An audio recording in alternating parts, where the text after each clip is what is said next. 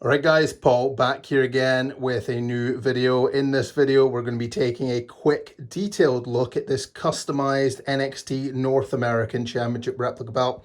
As you can see, without needing pointed out, this is on a customized, much more traditional tight leather cut. So you can see the standard replica belt up top here. It of course has the wide simulated leather strap. You can just see the width difference of those snap boxes there, and on the other side these customized tight cuts. In the past, before, I've made the TV accurate burgundy kind of maroon color, and I've also done them in black. So the owner of this belt liked the look of those and decided to get the TV accurate burgundy maroon color in the tighter leather cut style. So of course, as mentioned, this is simulated leather, so this one up top is as the belt comes as standard from WWE shop. And on the bottom here is the hand-tooled real leather strap. As you can see, my signature on the end there. So this is all handcrafted by myself. And hopefully the color difference you can see fairly well. Because one of the issues I have with the standard replica North American belt is the color of the strap is so off. Like, it's such a kind of dull, almost grayish kind of maroon color. Whereas if you looked at the belt on TV, especially when it debuted, if you look at that ladder match where Adam Cole won it, that belt was brand new. The leather strap was such a rich kind of burgundy color. So you can see just how beautiful the color is under certain lighting. It does show up bright red in certain lighting, and in like proper daylight it shows up as the kind of darkened kind of maroonish burgundy that it actually is.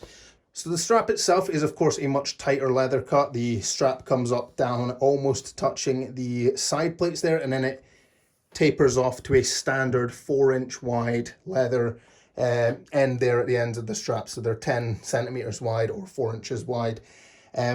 But the one thing is, the tooling on the inside and the tooling style on this strap for the most part continues the exact same style that you can see was used on the standard belt. So we have all this unique kind of arrow tooling on the inside there. You can see the depth of the tooling. Really, this burgundy color, I must say, comes out absolutely beautiful. There you can see it really looks a bright red from this angle.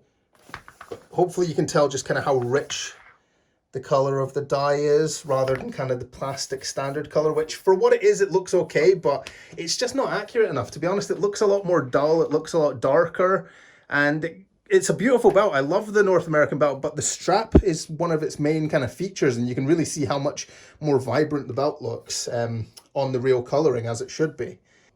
So as the strap tapers off, we have a much more traditional style snap box here. So it does taper off to a standard 2x8 male snap box on this side. As I already mentioned, my signature does feature on the end there. The burgundy color, honestly, one of my favorite colors to use on leather straps, because the way it changes in the light is just beautiful. You can see the sealed up leather edges there.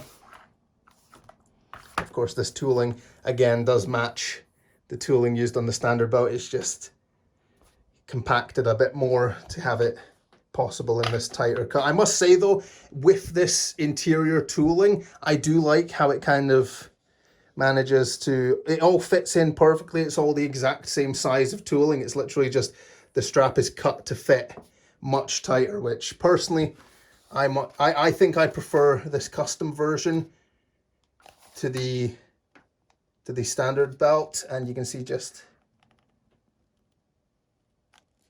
beautiful color. Honestly, one of my favorite colors to use on leather straps these days.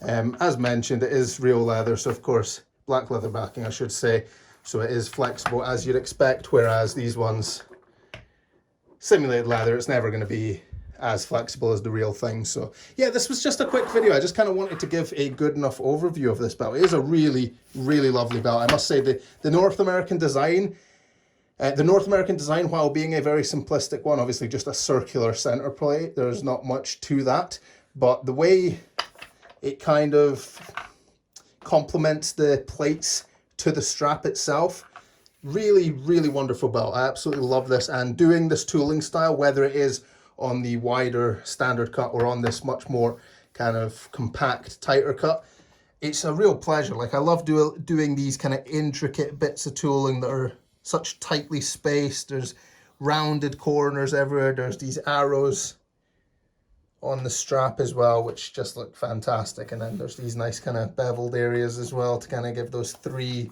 kind of boxes that the belt has on the leather strap.